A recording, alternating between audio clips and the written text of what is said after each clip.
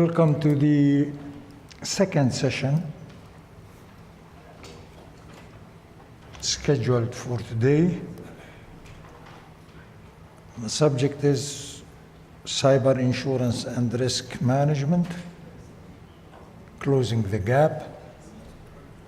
Again, we are very fortunate to have four prominent speakers and a prominent moderator as well, Mr. Michael Shammas, who will be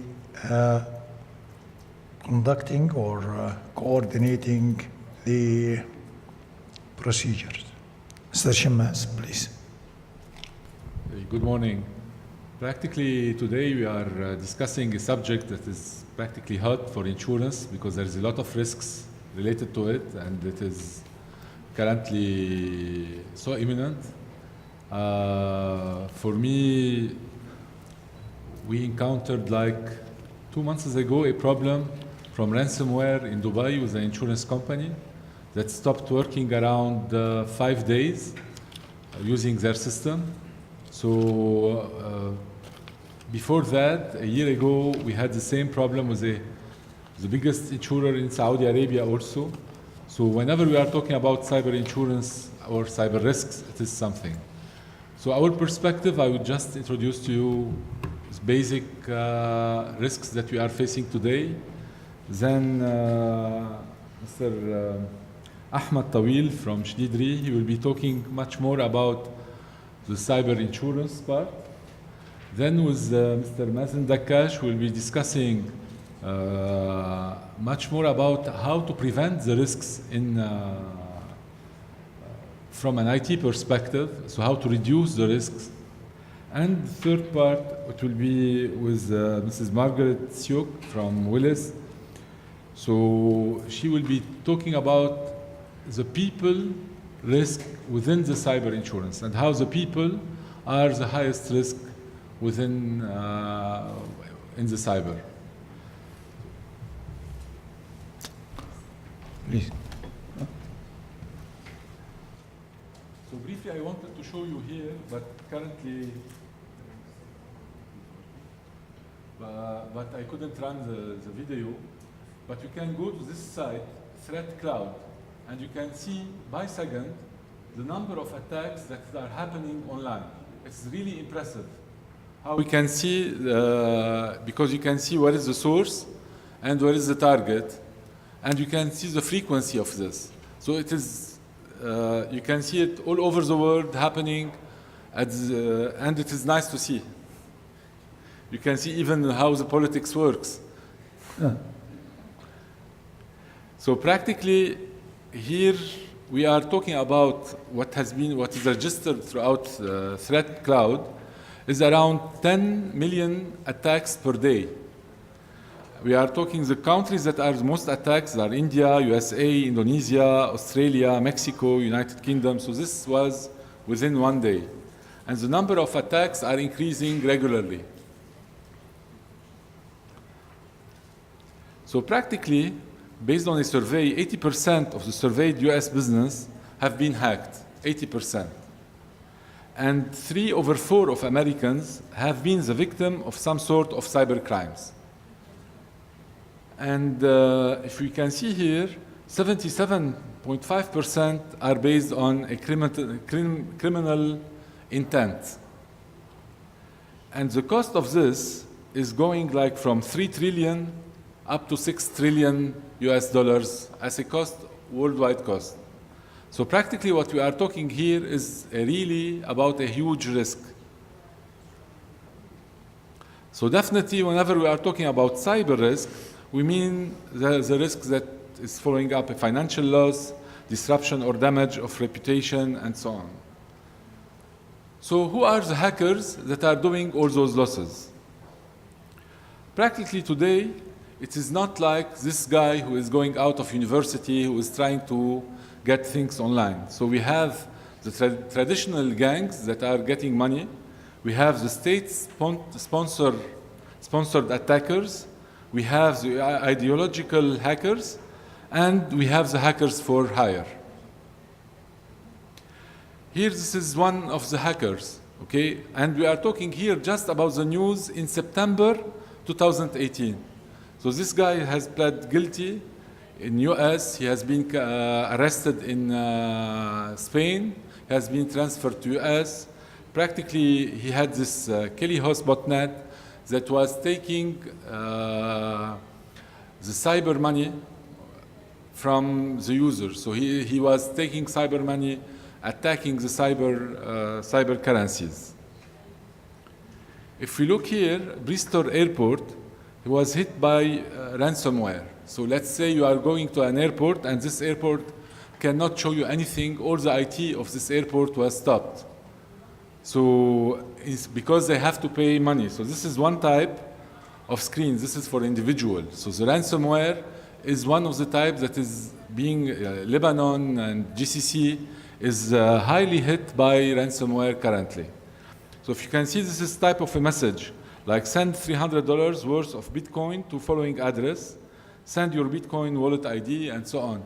So if you don't pay, you have to reinstall all your system, you are losing whatever. So this is one of the big threats of the companies that we have in the region. Here we have Edinburgh University, also in September. So all the Edinburgh website and services has been shut down due to an attack. Okay, this is just like we call it DDoD, denial of service, distributed denial of service. So practically here there are multiple, as if there are thousands of users or millions of users using this website, which make the website down. And this is much more related to like the image of the company, much more than it's making it a big loss. This is like a British Airlines breach that hits 380,000 cards. So here what those guys has done, they were listening about the transactions that has been done. So the guy who is entering his credit cards, they are taking the information and for a usage or for a fraudulent usage.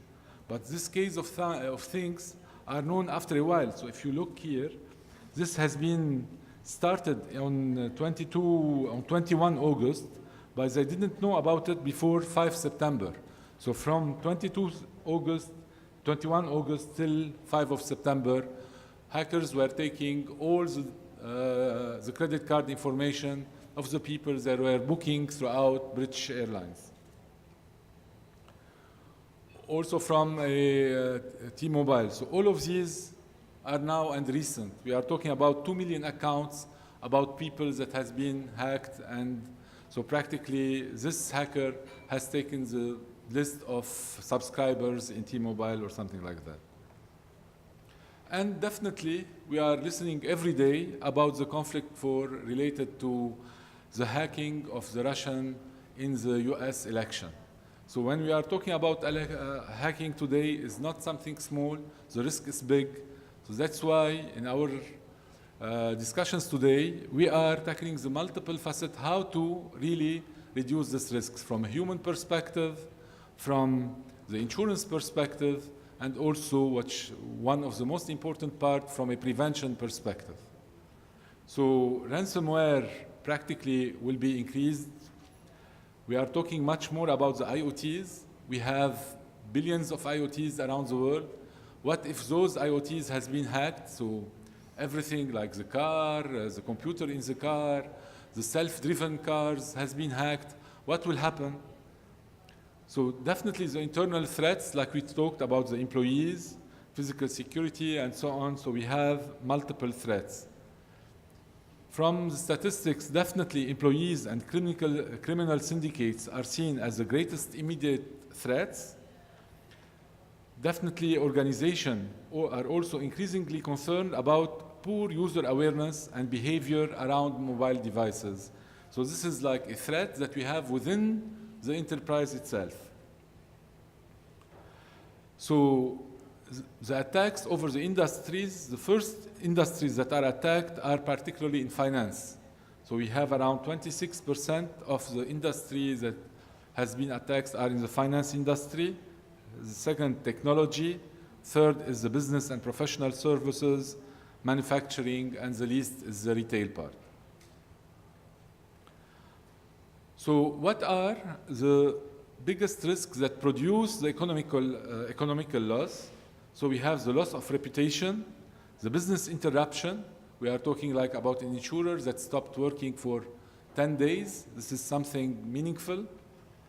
Damage to be paid due to loss of customer data, loss of trade secrets, subsequent requirement from regulatory bodies, and so on. From a perception of the companies, what are their major risks? They believe that data theft and manipulation of data is something that is so risky. The loss of reputation, definitely. The hacking, data exfiltration, and so on. So now, I will leave the floor to Mr. Ahmed Tawil from Shadidri to go into more details into the cyber insurance. Thank you.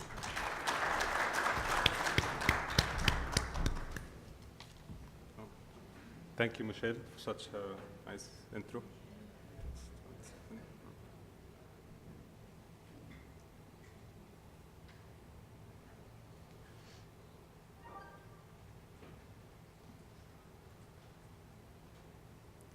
Good morning, everyone.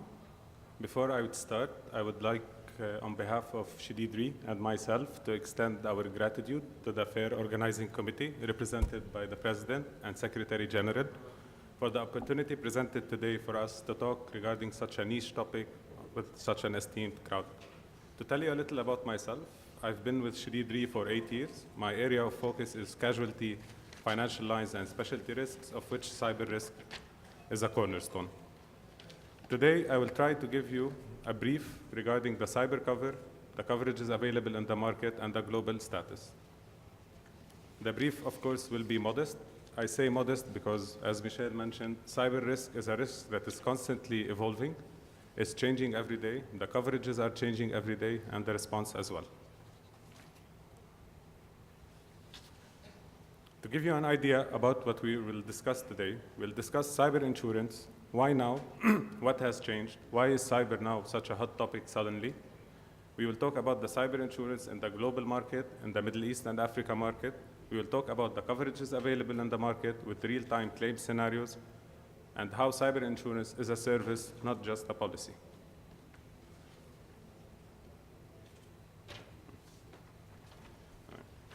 Before we can discuss the cyber market, it's prudent to provide a small brief regarding the policy itself. A cyber insurance policy is a policy designed to help an organization mitigate risk exposure by offsetting costs involved with recovery after a cyber breach. The most important aspect of this sentence is the word after. A lot of people usually confuse cyber insurance with computer crime. I'll give you an example. If a hacker infiltrates the system of a bank through the fraudulent input of data and initiates a wrong transfer, the bank will suffer a financial loss. This financial loss is not covered under cyber. This is an element of computer crime. Cyber insurance comes to cover the repercussions of such a breach. So it's a product that happens after the breach itself. The cyber policy, we call it as a hybrid policy because it responds to third-party claims and as well has first-party indemnification extensions as well, of which we will discuss later regarding contingent business interruption. Moving forward, cyber, why now? The main reason for the cyber boom, actually, what's going on, is the changes in laws and regulations. A notable mention is for GDPR, which we will discuss shortly.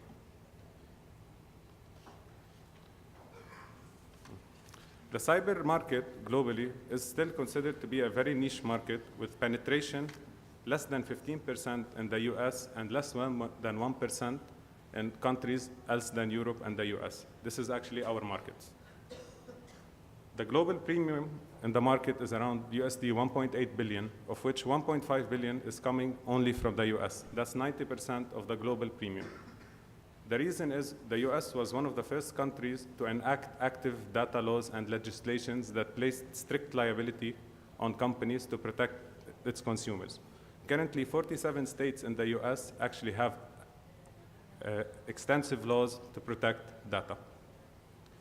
Although in earlier years the penetration for non-US markets was considered low, The landmark has recently changed significantly since the implementation of the General Data Protection Regulation, which is referred to as the GDPR in Europe. This is a legislation recently passed in Europe regards to protecting consumer data and personal information and not to allow companies to share this data with other aggregators or other service providers. To give you an idea of the law, if a company currently within the EU is found to have misused the data of individuals, under certain articles, it can be fined between 2 to 4% of its global revenues. As you can imagine, a 4% fine on global revenues would devastate any company. We are not saying that any breach would lead to such a fine. However, a mishandled breach will do. Coming to the Middle East and Africa market, the cyber product had actually very low penetration in the previous years compared to other countries. The main buyers of this product were financial institutions, mainly banks and hospitals who had affiliations with US banks or US hospitals and were required to get this cover. However, currently, there's a huge change in landscape and it does not stop at GDPR.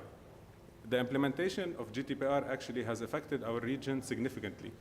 A lot, if not many companies residing in the Middle East and Africa either provide services to Europe through exports, imports, provision of data services, and now they are finding upon the renewal of their contract that they are forced to purchase cyber insurance, and we are seeing them come out in the market. The reason is that GDPR does not stop in Europe. It forces any European company to protect the data not only at the level of the company itself, but the level of its suppliers and service providers. The change in the landscape does not only stand at GDPR, as several countries in the Middle East and Africa are now considering data laws. Let's take the United Arab Emirates, for example. Although currently there is no strict federal law to protect data, there are several number of obligations and requirements implemented by the government that touch upon privacy and the protection of data consents. In short, the cyber product has become a necessity for any enterprise to properly mitigate from the devastating repercussions of a cyber attack. We will now move to give you just a brief example on the main coverages available in the market. One of the first coverages you will see while looking at any cyber policy is the security and privacy breach coverage. This coverage comes to cover the damages and expenses which the insured is legally obliged to pay after a security breach. This means someone hacks the system of the company. We are not looking at the financial loss of the hack, but some data of the consumers were leaked. This gives rise to legal liability against the company.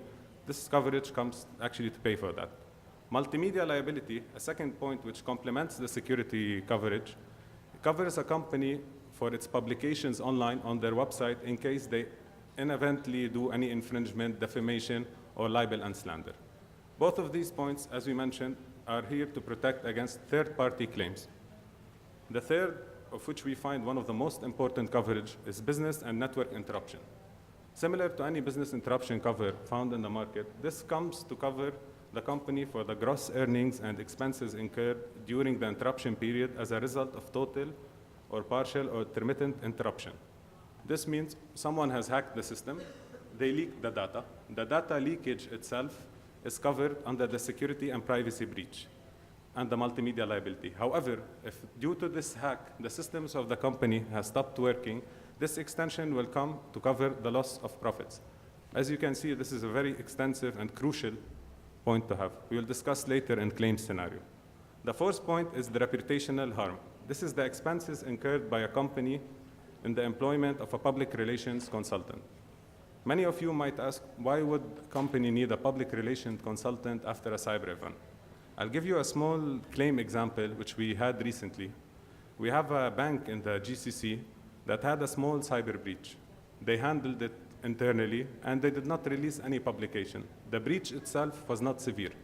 However, other banks in the same country started advertising against the bank that their system is not safe, that the data of the clients is not safe, that their account numbers is not safe, and many clients started moving their business from this bank to other banks. It was only after the intervention of the central bank that it was resolved.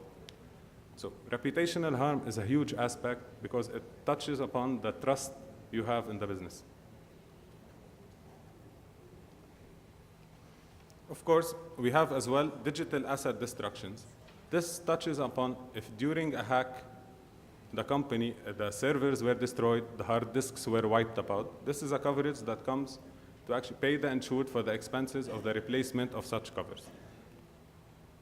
Moving on to cyber extortion, I think Michelle also mentioned, this is the cases where hackers come into your system, they ask for a ransom, otherwise they don't allow you to access your data. And this is one of the most frequent claims which we see in the region. Finally, and most important, is the incident response expenses. This talks about the breach response expenses and talks about the third-party vendor. When a company purchases a cyber policy, it's not only purchasing an insurance policy, it's purchasing as well the services of a third-party provider who is ready 24/7 with a hotline, which the company can call. This is an experienced team of individuals who handle breaches around the globe. They will get in contact with the IT department and they will talk them through how to minimize and mitigate the risks of such an exposure.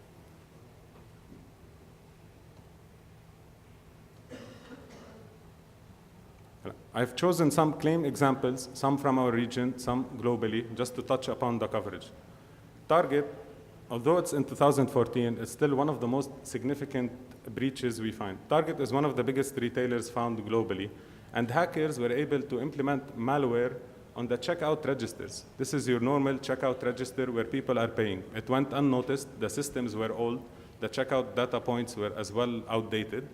They were able, over a period of less than 1 year, to steal the data from 40 million credit cards and debit cards, along with personal information from 70 million customers. The estimated cost of the incident was around $500 million, not to mention the reputational harm which Target has received. And by the way, if I'm not mistaken, this loss was not insured. Second, we mentioned the case of Saudi Aramco, which is the oil giant in Saudi Arabia. Saudi Aramco was targeted by hackers with the intent to seize the company's crude oil and gas supplies. The hard drives of 30,000 desktops and 2,000 servers were destroyed, forcing the IT system to be disconnected for 2 weeks. This means Saudi Aramco was doing nothing for 2 weeks. Here, we'll touch back on the coverages we presented. The hard disks and the servers are covered under the digital asset destruction, and the business network interruption is covered. So had there been a full program, which I know Saudi Aramco now have, it would actually have elevated the losses to a big extent. The coming examples are cases which we were involved on personally. We cannot mention the exact names of the client due to confidentiality. We have a bank in Qatar, actually. This bank was targeted by hackers and the account information was stolen for several clients. In Qatar, currently, you don't have extensive data laws. Some people would say, okay, the data was stolen. How would this affect the bank if there is no law for the clients to actually file a claim against us? However, among this data was the account information for several members of the royal family. So you can imagine the feedback of the bank rushing to pay the ransom in order for this data not to come out. Another bank in Kuwait, this is the case which we mentioned actually earlier. The bank was hacked and the personal information of clients were stolen. Due to the mismanagement of the public relations and post the breach, the bank sustained financial loss. We also come to a hospital actually, which was in Oman. This hospital was hacked and denied access to their system for ransom. Hospitals are as well a huge target for hackers, because once the hospital loses access to its systems, it loses access to the medical records, to the blood tests, and they are actually blind inside. So every hour which they do not have access to their system is attributed to severe bodily injury. Several patients will die because there is no accurate data for doctors to go on.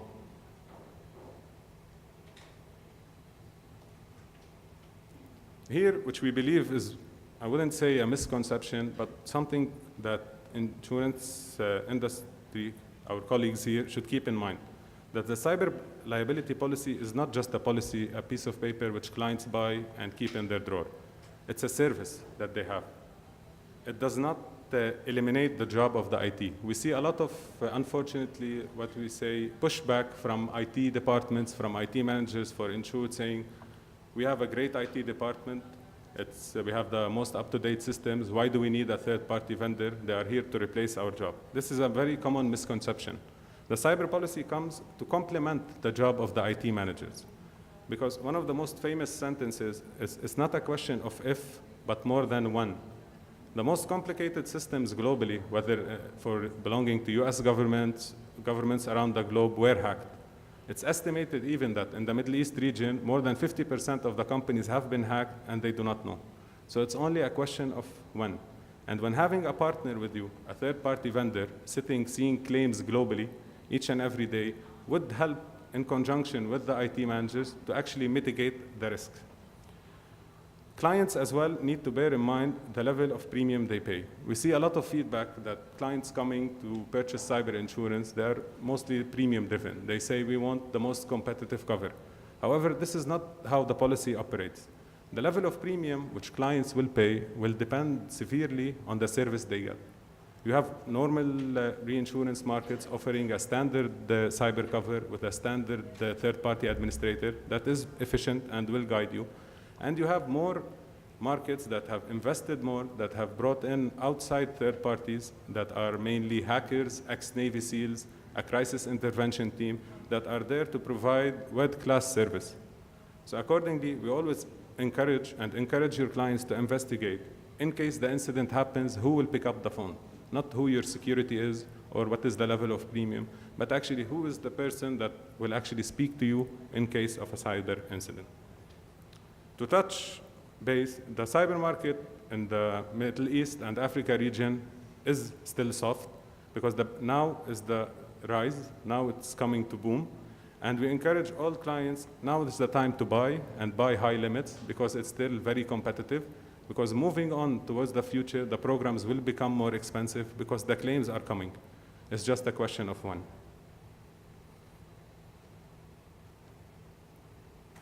Finally, and just on a small idea of moving forward, we can say that the world is continuing its digital revolution and transformation with no signs of slowing down. Technology has become an integral part of our lives and the life of any business. The amount of data consumed every day by businesses is rapidly increasing, and companies are reliant more than ever on their data to achieve their goals. Governments around the globe have realized and are aware of above. They are aware of the power of data and the power of data control. This is the fight that's going on globally. And legislation is being passed to prove concrete data laws that protect citizens and consumers. Not to mention that the fines have become painful. This is not a risk that can be uninsured. This is something that can cripple an organization in our days now. Not to mention hackers, as Michelle said, have become more sophisticated in exploiting networks and system vulnerabilities. It's no longer a person or two people sitting in their homes trying to hack. In some countries, we have reports that there are full factories or hangars filled with around 1,000 to 2,000 hackers whose job is to do global phishing on day-to-day basis. And they have internal organization, they have titles. Like any corporation, they are there to make money. Noting all of the above point, I believe it's now imperative more than ever for each businesses to choose a correct partner. Note the word partner because we are not saying to purchase insurance or to choose a correct reinsurer because it is a partnership between the reinsurer, the third-party vendor, and the company itself in order to properly mitigate their risks. No. Thank you. Thank you. Shukran.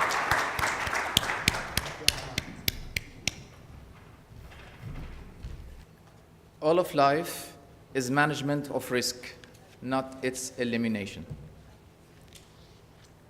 Is there any solution if you have lost the car keys, and have no spare? Imagine you forgot the passcode of your house security code or your laptop password. What if all your valuable data is encrypted and you don't have the decryption key? How differently would you act if you can look it back? Have you noticed the followings? As Mr. Michel said, in 2018, I will give you some data leakage statistics for 2017. 0.18 for the retail, 0.28 for the entertainment, 0.93 for social media, healthcare 1.5. As for the education, it's 1.57, 2.8 for the technology, 7.25 for the financial, 19.85 for the government and 65 for the other. As for 2018, it's definitely a different thing. Honestly, technology is nothing, according to the late Steve Jobs. What's important is that you have a faith in people, that they basically good and smart. If you gave them tools, they do wonderful things with them. In the era of everyday data breach, companies across all sizes and sectors are turning to cyber insurance as part of their overall risk management strategy. Cyber risk mitigation requires implementation of risk management protocols as well as purchasing cyber insurance coverage. Cyber insurance typically provides coverage for liability for the data breach or loss of data, remediation costs to respond to breach, regulatory, legal fines, and penalties. Before obtaining the required comprehensive cyber coverage, companies have to call on cyber professional to, first, identify their level of cyber risk, evaluate both current and future threats, evaluate the damages, maintain employees' regular cyber threat awareness sessions, which is very important, and finally, generate a company-wide cyber risk management culture.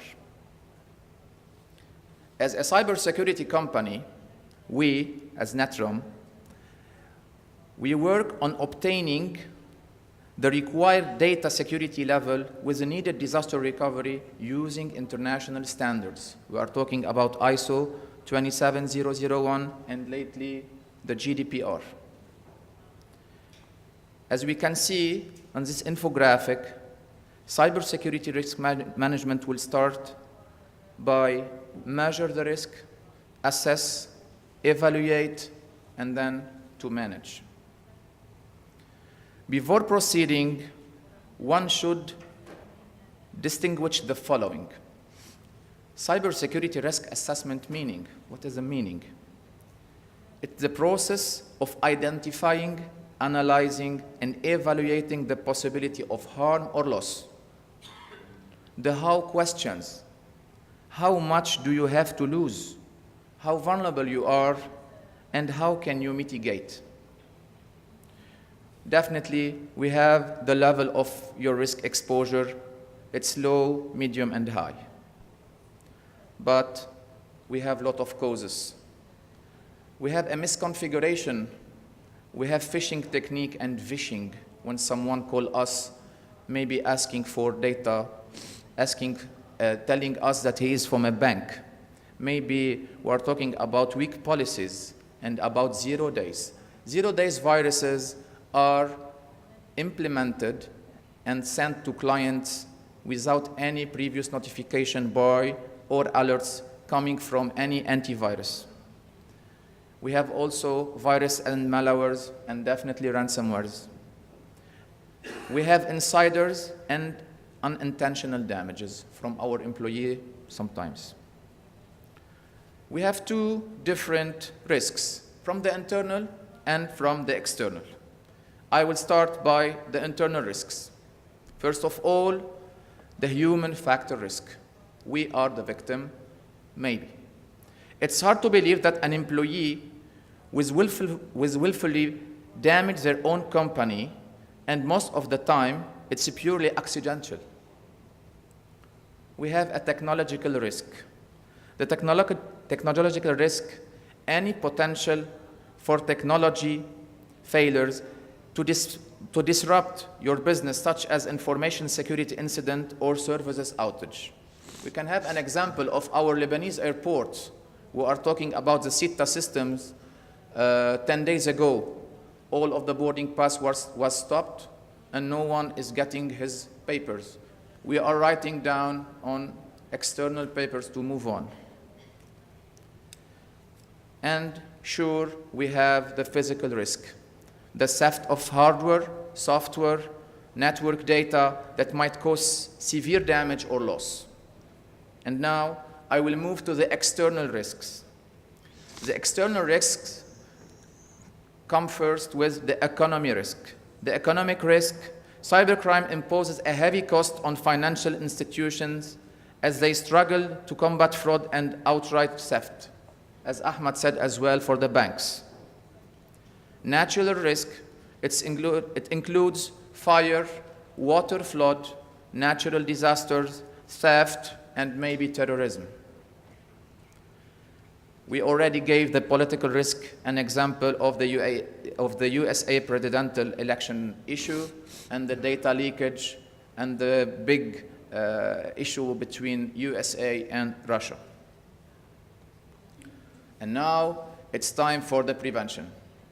Preventing data breaches, I will start by the Security Operations Center, the SOC, just to monitor activities 24/7, and this is what the Lebanese government are doing now, to have automatic intrusion detection and to prepare preventive solutions. All the IT security people are now ready to monitor 24/7 for any intrusion coming from a malware, a virus, or any penetration.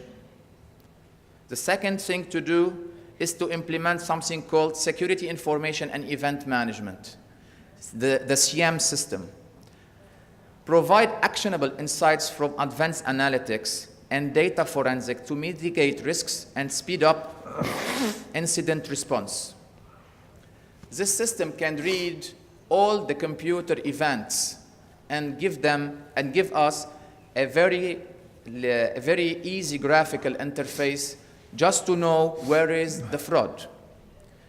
Also, consolidate logs from devices throughout network to detect patterns in data over time. Categorize issues according to their severity and prioritize actions to make informed security decisions. Finally, data loss prevention, the DLP. This is very important. Classify and monitor regulated, confidential, and business-critical data. Make sure that end users do not send sensitive or critical information outside the organization network. And here, we can take some examples. Maybe employees are using their public emails, such as Gmail and Hotmail, and they are moving data, confidential data, from the shared files to their emails, public emails. They can move it using their Dropbox or their maybe OneDrive. They can open the WeTransfer and move it to an FTP file. And simply, they can plug a USB drive and copy the data. Those kind of DLPs will alert the IT officer, the IT security officer, just to know. Maybe he can deny those things. Maybe he can give a notification to the top management. Training. Regular training for the IT security personnel to be aware of policies, expectation, and data security. This is on the advanced level. As for the regular employee training to keep them aware of the system, since no one is IT oriented when it comes to regular work and to regular employee. The disaster recovery is the most important thing after those viruses and attacks. It is impossible to be 100% secure from a cyber attack. So be prepared for the worst case scenario with a comprehensive disaster recovery DR plan that can keep your business critical IT system up and running. We have 3 types of disaster recovery: the real-time failover, the near-time recovery, and the recovery from a backup. I will give examples. The real-time failover, this is a company maybe working with funds and Forex. In case of a damage, we don't have more than 30 minutes to recover all their data and to be up and running. Say we have a company for maybe foods, preparing foods. The near-time recovery is about 4 to 6 hours. It's not a mess. As for the recovery from backup, we are talking about 24 hours to 48. So it's about the business, it's about time, and it's about money. Covering up. Even though adopting cyber insurance coverage as part of our cyber risk management strategy can help to bypass the load in case of data breach, companies still have the responsibility of improving their network privacy and security measures. Concurrently, amending current policies, pushing in the international compliance standards, and promoting more effective solutions such as SOC, CM, and DLP are evenly crucial to keep cyber insurance related costs under control. But wait, this is just the beginning. How about the cyber risk of artificial intelligence?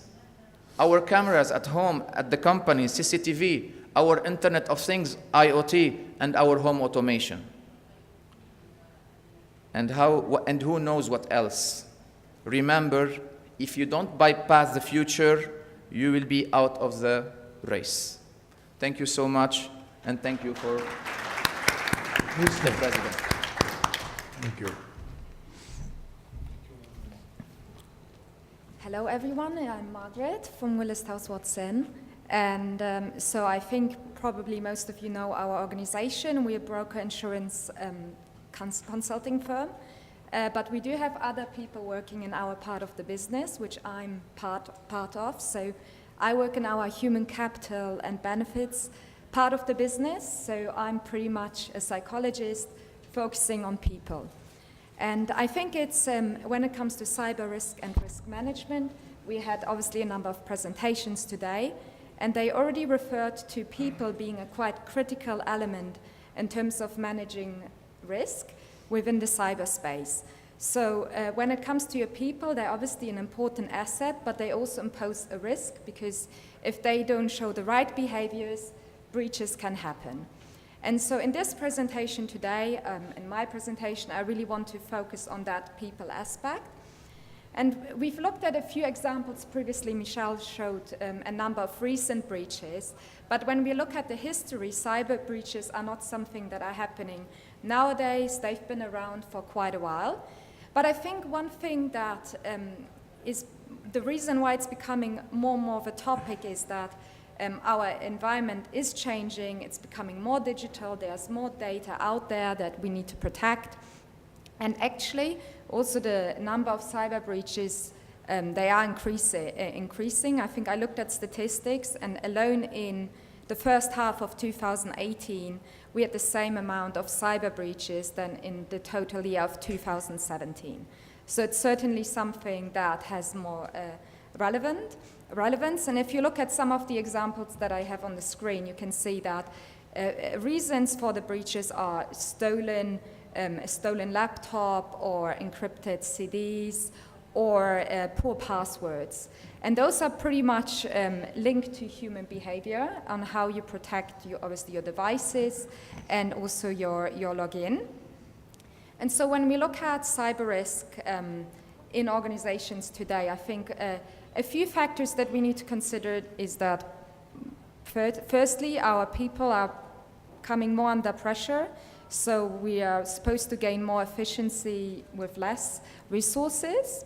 Another thing is that we are using more temporary staff, contingent workers, remote workers, and we're also moving to more cloud-based technology.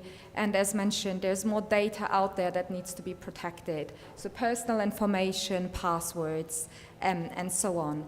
So I think we're more vulnerable to data breaches these days. And that's why it's important to think about how can you insure yourself against it, but what can you do to prevent breaches happening? And we obviously looked at a few examples related to IT prevention. But there's a lot that you can do just by focusing on your own people and on their behavior.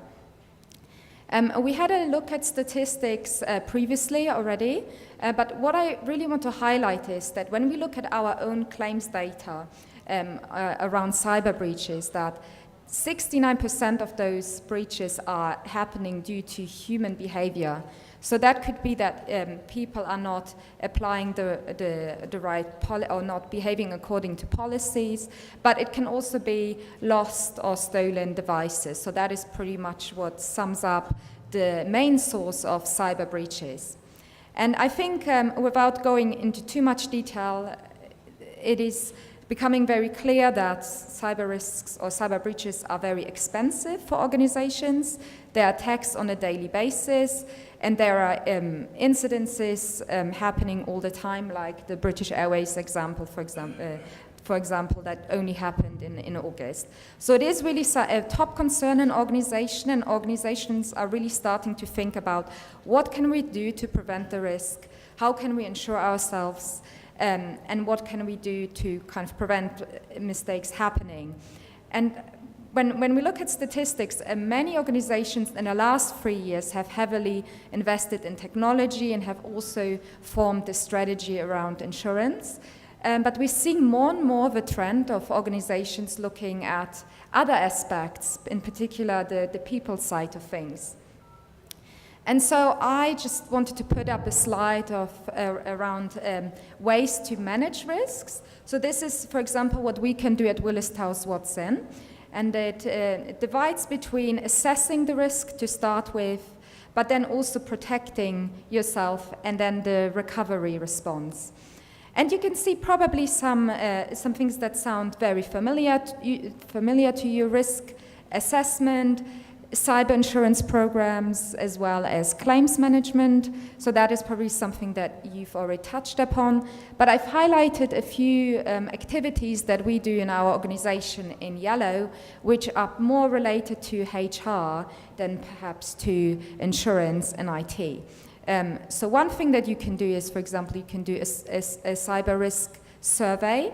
So that means you can assess your employees, you can ask them to respond to typical behaviors around cyber risk, and you can track it moving forward. So you can see that where are you right now, and then maybe as you implement some initiatives, you can then see how people change their behavior. Another thing you can do is you can also look at your leaders. Obviously, they are driving the business, and you can do specific assessments to identify the risk profile of your leadership team. And then when it comes to protection, it's all about the right talent management. So, for example, you could implement risk behavior in performance management. So, for example, you can reward people for showing the right behavior. And then also when it comes to recovery, I think it's also important that the different functions work together. So it's not just IT's responsibility, but HR, legal, PR, all these departments have to work together in relation to the recovery. Okay, so what I want to do now, as we're talking about people, I want to involve you in a small exercise. And what I would like you to do is I will say a few statements, and if you feel that you've done that in the past at some point in your life, I would like you to lift your hand up. So the first question is if you've ever used the same password for more than one platform, system, or account. So I can definitely put my hand up. I've done that, yeah. Okay. So we've done that, we have a global survey where we've measured that, and about 39% of people would have responded also with yes. The second question is if you've ever experienced a breach, either at work or personally. Yeah? So globally that is 65%, so that is actually a quite high number. Many people experienced it. The other question is if you've ever shared a password with another person, family member, colleague. Yep. Okay. Yeah. Wife. Yeah. Except wives. Okay. Okay. And have you ever used a simple password? So let's say just 1, 2, 3, 4, 5. Or your birthday, or your name. Okay, yeah, so that is also only 25%. So I think what this really shows us, I mean, these are very simple questions, and in some ways we are quite aware that, when you create your passwords and systems that usually encourage you to choose a stronger password, you're not supposed to share your password with anyone. And you know that you're supposed to change it regularly and use it in different systems. But there are practicalities, partly, it's hard to remember thousands of passwords. It's just so much easier if you just use one.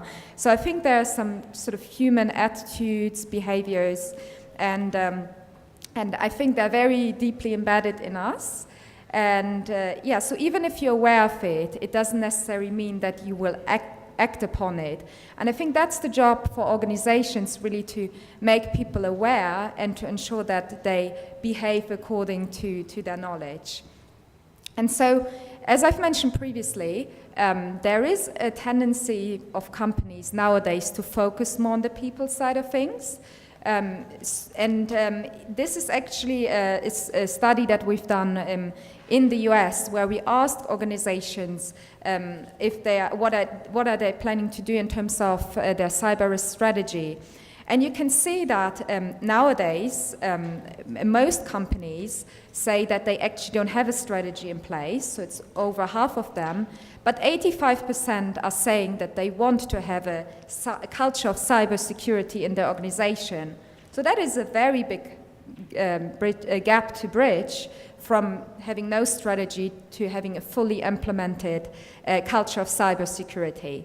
So the aim is there, but the question is now, what can companies do to get there? So our research team, they've done quite a few research pieces to really find out more about what organizations can do. And we have a lot of employee survey data. We survey organizations globally. And what we've done is we basically identified organizations that had breaches, and we compared them to high-performing organizations. We have a benchmark where we really look at financially successful companies with a highly engaged workforce, and we also have an IT functions norm. And so what we've done is we really looked at where are they differentiating, and we looked at a few very typical survey teams: engagement, leadership, management, customers. And so in this graph, you can see where we've seen the biggest difference between breached companies and high-performing organizations. So we can really see that the training element is where they differentiate the most. But there's also something about company image, including social responsibility, as well as a high customer responsiveness. This is where we could really see some differences between companies that experience the breach and high-performing organization. So this gives us an indication in terms of where you can focus on. And in fact, I was just reading about a UK survey that we've done, where we compared organizations that have done different sorts of trainings. I mean, you probably all have some sort of data security training embedded in your organization. Mostly it's just a half an hour online training or an hour a year that you have to repeat. But we've looked at companies who've done different things, and in fact, those companies that invested at least half a day of intense training, or maybe continuously over the year, they responded to risk survey questions more in a way that would be associated with a lower risk profile. So you can really see an impact of giving people a quite intensive training, and then the way they see things and they behave. So I've mentioned those things previously, so just quickly want to run through it. So what we can do, for example, Willis Towers Watson, as I've mentioned, we can create risk profiles for leaders, and that is obviously part of assessment, but it is also something around giving them advice on how they can manage their own risk behavior. Then, of course, you can implement training programs. Here it's important to think about having it fun and engaging, but maybe also not just once a year, that kind of standard mandatory boring training that you do quickly just to tick the box, but really having something embedded more across the year to really keep the awareness alive. And then the risk assessments that I've mentioned. So this is essentially a survey that you can do. It could be part of an engagement survey, so you could have a risk category, but you can have an own risk culture survey. And in that one, you would ask specific questions around risk culture and how people behave. And then you can compare it against benchmark and see whether that is in line with what you would expect or not. And this is actually also data that you can use for regulators, so you can prove that there is a risk culture in your organization. All right, so in terms of key takeaways, I think generally most companies feel that they're on track with information security and with policies. I think also we talked about insurance a lot today. Most companies have looked at their insurance strategy or planning to do so. So I think we're pretty much quite advanced on the IT component and insurance component, but the people side of things is becoming more of a focus, and a lot of companies are shifting towards that. And that is really connecting employees much stronger between the policy and the way they actually behave, and also ensuring that companies or employees don't just rely on the IT departments. Everyone has a role to play in ensuring that the company is operating risk-free, and so it's the aim is to make people more proactive about it. So finally, I think what we've heard previously is obviously still super important to ensure that you have the right technology, you keep investing, and you also think about your insurance so that if a breach happens, you're not completely lost. But what I'm trying to say in your equation for a safer business, don't forget about your people, because they play an important role as well. Thank you.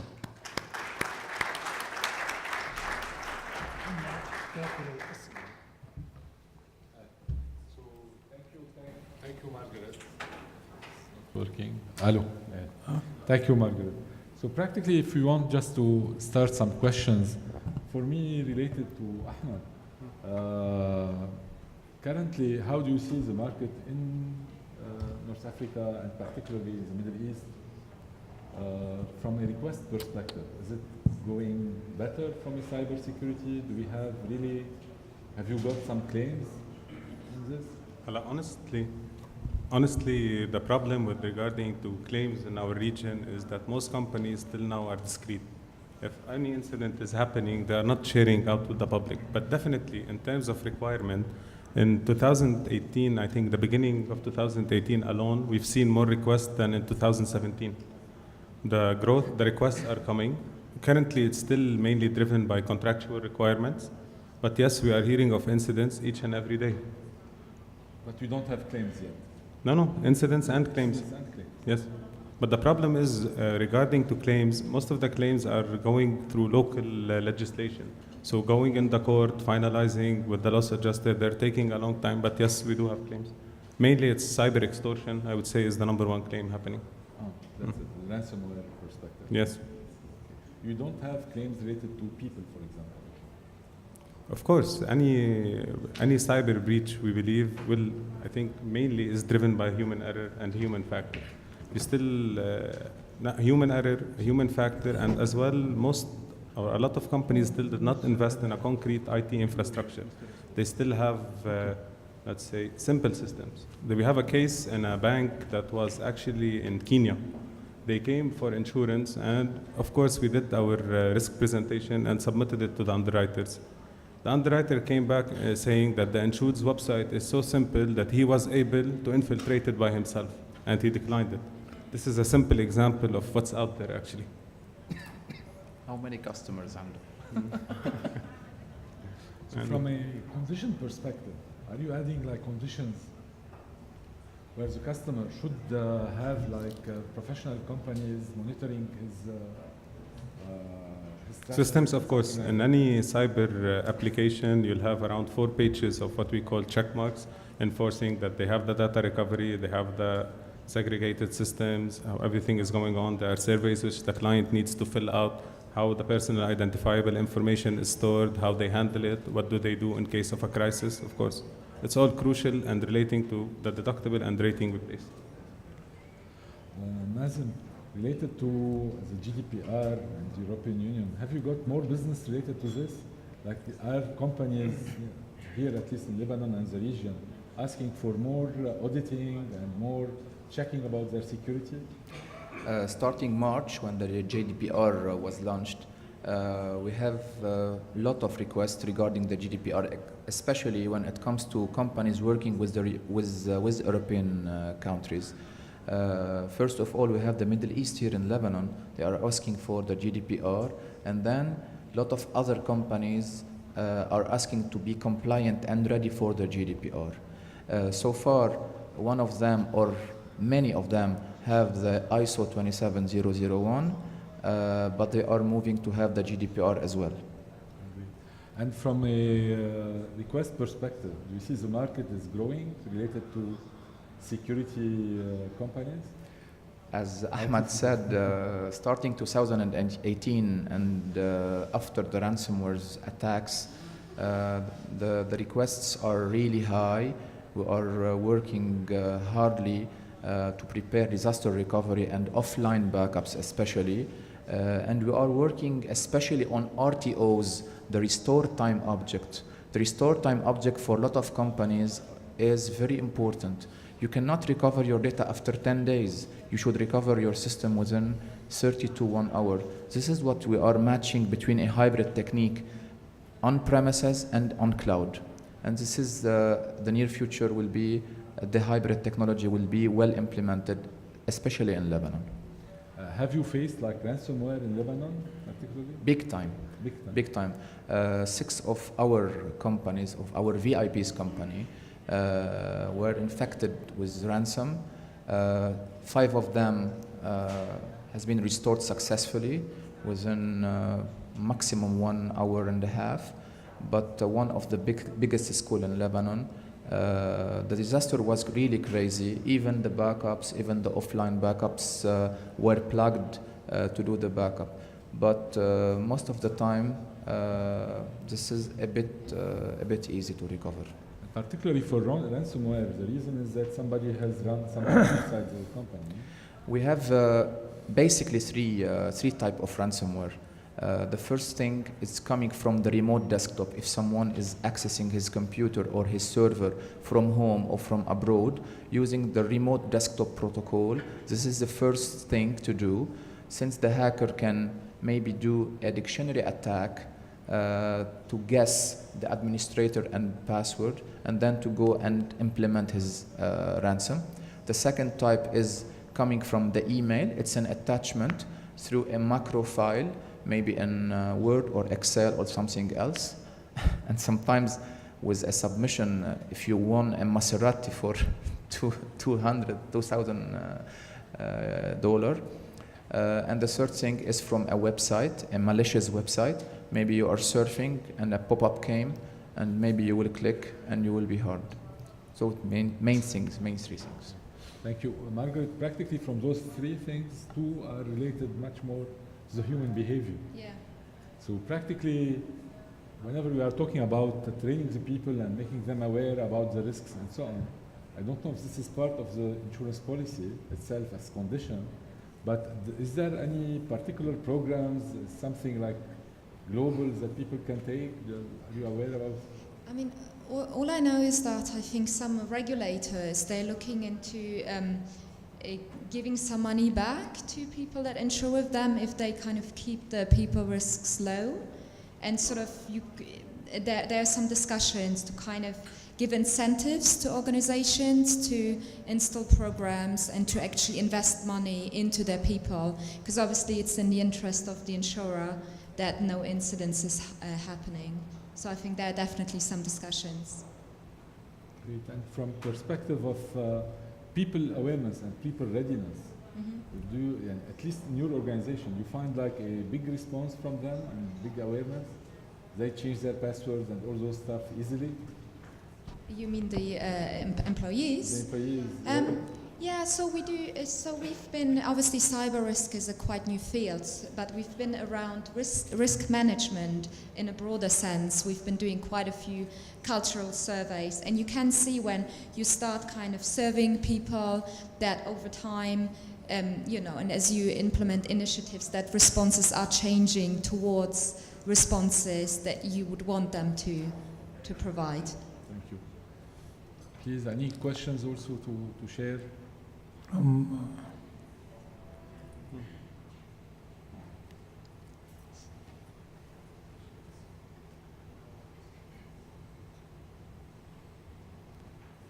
في هنا question? Okay, go ahead. في واحد هناك. This one. Okay. Good morning. We have seen a large number, a huge amount of claims, 500 million, 100 million.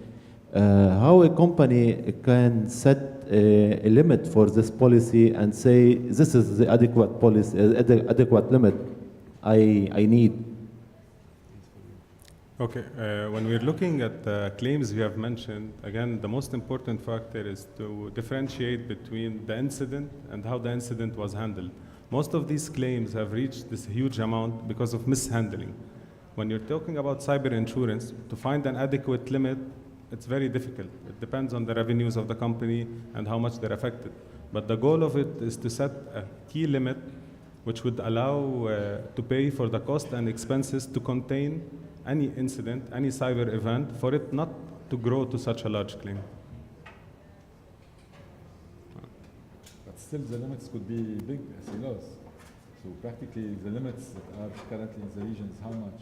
I'll tell you, let's say a company had a security breach and the data of 4,000 customers was leaked. If this company immediately on day one, let's say they had a professional third-party vendor, spoke to them, they issued a statements to all their clients, they asked them immediately to change their passwords, they issued a public statement and took all of these precautionary measures, the cost of the incident will be much less if the company had stayed silent or actually took 2 or 3 days to respond. Because once they have taken actions under normal laws, they are now protected. If a breach happens and they immediately inform the customers who changed their passwords, then there is no legal liability arising against them. So it's all about the response time and adequacy. Yeah, but Mr. Ahmed, under a cyber policy, there is a sum insured, like conventional Limit of indemnity. correct. Our limit of indemnity. What sort of limits are, requested by What we are seeing in the Middle East and North Africa? in terms of security privacy breach, as in coming in contract out of companies that have contracts with Europe, we're seeing $5 to $10 million in dollars. In terms of big financial institutions, they're buying towers between $50 and $100 million. This is what we're seeing. And the capacity there is in the market. I think we can easily reach a 250 million tower. Good, thank you. Thank you. Currently, like bankers' blanket bonds and so on, are amended to include cyber risks, or it's still an independent policy? Currently, the banker blanket bond, as we mentioned before, it houses the computer crime. There are wordings in the market that are coming out which include computer crime and cyber combined coverages. However, these wordings are not still being used widely because when it comes to banks or wordings, clients look for wordings that are tested in courts, wordings that claims have been paid, and not new wordings which they can go into gray area. So currently in the market, banks are staying with the conventional coverage, taking the computer crime, and they are purchasing a separate cyber cover. Also, we need to mention that the markets who are involved on banks globally on the BBB are not all of them as well involved on the cyber to be able to participate on this combined program. Sorry, we had a question? Hello? Yeah, okay. Hi. I just have some comments regarding the identification of cyber risk. I think, Margaret, it's quite interesting, the view that you can be hacked or is about to get to that category. And I think, Michelle, if I remember correctly, you mentioned most companies that they have been hacked, they just don't know it. And I was wondering now, these companies, or even those that they know it, do they have any sort of system to spot any anomalies in the first place? That's one, and I think this is where probably the HR factor coming into play. And I think it's quite crucial we understand how you can identify it in the first place. Can you And please raise your voice? Because we can't hear you well. You cannot hear me? Ah.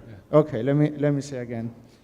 And just, okay, I will repeat what I said. And just said, Margaret, she actually mentioned, was quite interested, the statement on companies are divided, they have two categories, those that they can be hacked and those that they're about to get hacked soon. And I remember, Michelle, you mentioned most companies that they can be hacked, they don't know about it. Yes. And that makes me think that the identification stage or how they spot anomalies, and Yes, this is because probably has to do with the HR factor, is actually quite crucial in the... It depends about the type of risk. And what you are talking about is related like to the British Airlines. So in this case, we are this type of virus or this type of hacking, they are listening to the transaction itself. They are not creating more hurdles or more attacks, or it's not that clear. That's why it has been captured, but it needed some time. It needed people to say they had issues with their credit cards. So in this case, this is not like a people error. This is much more a very organized criminal stuff. So it is hard to really know. Like, for example, the part that happened with Edinburgh University, where you have much more, it is like multiple attacks, it's clear from different PCs. They are really shutting down the service. So this one is clear, while the other one, somebody is listening to your transactions and trying to use it for his own purposes. It's much more difficult to really track or know about it. Yeah, I agree. Still, the identification is these little details, how you spot the anomalies, I suppose, because before the event escalate to a claim, and then we need to manage it. And just have a second question on, is there any sort of initiative in the region whereby the companies actually record in one database those events, just to help the industry? Yes. We have the SIEM, the System Information Event Management, that alerts us from any malicious or attack coming from outside. Regarding the technique of the DDoS attack or the other breaches and the time and the gap of the time, I should mention two things. First of all, hackers, between brackets, hackers send someone some files similar to our Windows files, and it's installed silently for a period of time to grab a lot of data and to collect more info from the network. And that's why from August, I think from March till August, we have this gap of time, and just to send links, to do a proxy server, to talk, to grab, and to harm the data. So when it comes to the denial of service or the distribute denial of service, we are talking about millions or billions of requests to the university simply to stop the system. This is not a fraud. This is simply a complete shutdown or shut off of the servers and for the university website and servers. So there is a lot of types. There is a silent mode, a real mode, and a DDoS. It's a technique of stopping servers simply.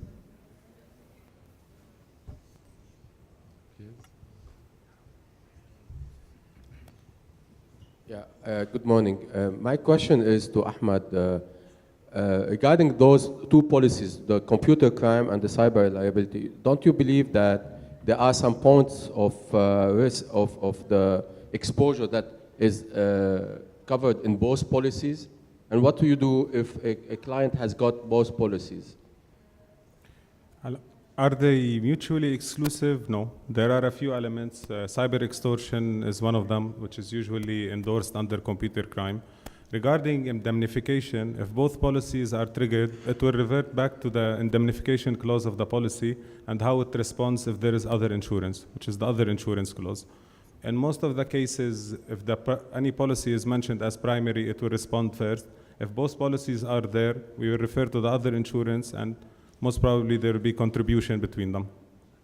But I believe the computer crime usually will respond. This is the first policy clients are usually used to claiming on. This is their main policy. And then subrogation might be sought from the cyber insurer. Okay, thank you.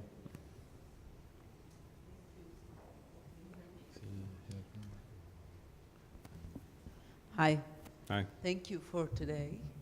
Just a quick question, especially on the HR aspect, because most people that have tried to sell a cyber policy have noticed that whenever they go to an institution, with the very few exception of multi-million-dollar institutions, you're taken to the IT department to convince them that they need a cyber insurance policy. And the problem with that is this, it's seen as a credibility issue. Like, we're not doing our job properly. No, we are. And they resist the idea of having a security company to just validate their job and the processes in place and stuff. How difficult, and this is coming from the Middle East, where this resistance is happening much more than the States and Europe, how difficult it is to reach out to that person without telling them, you are doing your job properly, but let's just confirm that. I mean, it's, how difficult was it to do that in your markets? Because obviously they're buying more cyber than here. Yeah, so I think this is sort of partly, I guess, bringing HR and risk and IT together. I think that's the first step, that when it comes to managing the cyber risk aspect, that there has to be collaboration. So I think that is that's actually an initiative. And I think that is obviously where, I mean, we would usually come in less from, my other teams would come in from an insurance perspective. We would kind of come in more from, let's measure your culture, and quite often the clients that are purchasing our service would be the risk officers. So, and that is quite easy actually to approach them. They really see that. But I think that is probably more for Ahmed, I guess, kind of to, how do you get IT departments to buy into the insurance aspect, and that it is really needed, right? Well, it is difficult because usually for IT departments, every IT department, whether you visit a big bank or a big hospital, they believe they have a belief this is their job, they are the top of the line, they don't need any help. Our main way of persuasion is to offer the insurance product as a complementary service, which is someone there to show them what's going on in the market. We show them, you are in Lebanon, okay, but these are people seeing claims from Brazil, from China, from Mexico, from the US. We show them the types of claims, we show them innovative approaches presented, and they are convinced most of the time. Excuse me, just an additional comment. I mean, looking at insurance of cyber risk in the context of risk management broadly, I mean, this function is part of the responsibilities of the risk manager, right? And risk management should be linked and responsible or accountable in the front of the top management of the company. So, I mean, if I understood our friend Basma's question and your reply, there is resistance on the part of IT departments to insure. But the decision should come from higher above in the institution or the company or. Honestly, thank you. Honestly, it's not fair 100% to say that the resistance is only coming from the IT department, because the resistance in the market towards risk management, even to insurance itself, is present. We have several insureds across the Middle East region who till now are uninsured. Factories, huge buildings, even against rudimentary risks such as fire. They still use the concept of, if we're paying the premium for the last 10 years, we would have lost it because we have never had a fire and we will never. So the resistance comes from the culture of the company, even from the ownership, and it goes down as well to all departments, including IT. Like take a lot of the big names we have in the region. A lot of companies do not even have a risk management department or an insurance department. They rely on a third-party broker or they rely on the HR. So the market, as we said, because it's still niche, for even the insurance penetration in the Middle East and Africa is still very low. So we have a long way to go. Thank you. Thank you.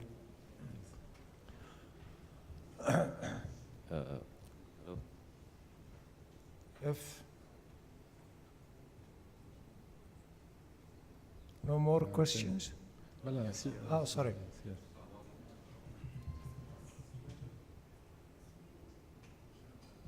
Hello. Thank you for the presentations. Couple of questions. They're short. One regarding the human errors or access through remote locations and so on. Would that have any implications on the individuals themselves? Can they be accused of negligence or not having the proper due diligence while actually accessing the systems from a legal perspective? And for the personal, where you said that access to our homes, our private computers and so on, are there products available? We've been talking about companies, national companies and financial institutions and so on. Are there products available for individuals to protect, their own data or their homes or so on? Thank you. Yeah, so I think in terms of, in terms of using personal devices, I think there are obviously company policies that would come into place. And I guess there needs to be, IT would be the first element. So for example, when we work in Willis Towers Watson, when we work remotely, we have specific passwords that we need to use to log into our servers. And yeah, we're not ideally supposed to use unsecured networks. So there are some sort of behaviors that you can include in your policies and then train your people on it. I don't think that essentially working remotely has to be a risk. I think you can kind of implement right behaviors as well as processes and IT to make that more safe. But would it have any legal implications on the individual in case Legal, something happens? you mean? I don't think it would have legal. No. When it comes to working remotely, first of all, the bring your own device, it's a real policy. It's basically it's forbidden when it comes to ISO 27001 and when it comes to GDPR. Now, there is no policy regarding working from home, but all of the companies, professional companies, are giving laptops or devices to salespeople or somebody to work from home using VPN, definitely, the virtual private network. This VPN should be integrated with a certificate called SSL, Secure Socket Layer certificate. And he should definitely dial the connection. We have the verification code on his phone, the second step verification. So the measurement of security is really high. There is no exposed HTTP links online from the company. There is no RDP remote desktop protocol exposed from the company, simply the VPN when it comes to work.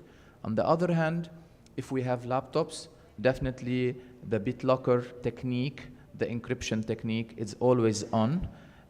Just in case the laptop, just in case of the thief, the hacker or the one who stole the laptop will have the hard drive as an external drive.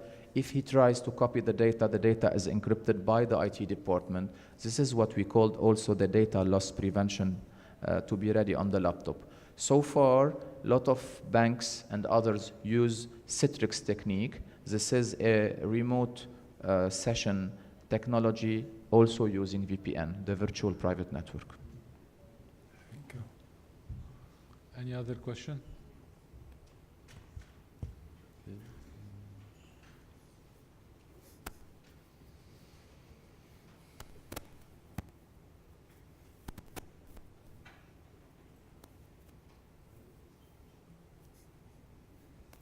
question?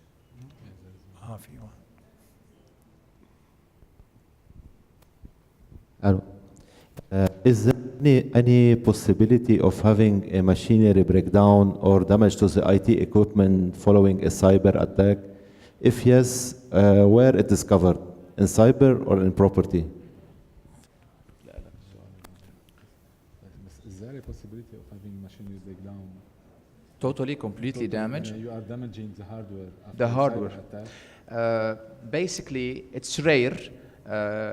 As we can remember, Chernobyl, this is a kind of overheating on the motherboard EEPROM just to damage the hardware. It's a bit old. Nowadays, we have something called the proxy chain technique. This is heating servers until the overheat is more than hundreds of degrees, and the servers will be maybe broken or damaged. But lately, Intel and other companies have sensors just in case they will do a legal shutdown. So basically no hardware damage. There is simply software damage. When it comes to When it comes to insurance, one item which we touched upon was digital asset destruction, which is the destruction of any assets which the insured has following an insured peril. Can that be destroyed, as in you're talking in total destruction? No, but servers can be wiped, yes. If a DDoS attack is explicit enough, it could destroy or actually remove the configuration of the server, and you would need new servers, you would need new hard disks. When it comes to the question regarding the machinery policy, I'm not an expert on machinery, but if I remember correctly, there is usually under machinery and even property cyber exclusion clause. This comes to exclude any property damage which is due to any electronic or hacking. Example, if you have a factory, someone of steel, someone hacks the system, stops the steel production, it freezes. This is not covered under the conventional policies.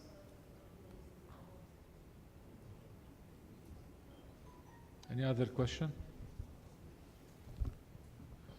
So thank you. Thank you, Thank you. everybody. Okay. Thank you. I think the President of FAIR, Mr. Yasser Al-Bahar, and Secretary General Dr. Adel would present to the speakers small symbolic gifts. So,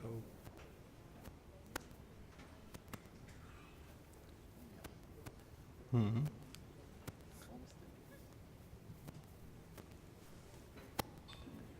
appreciation, of course, of your excellent presentations. Thank you very much. Thank you.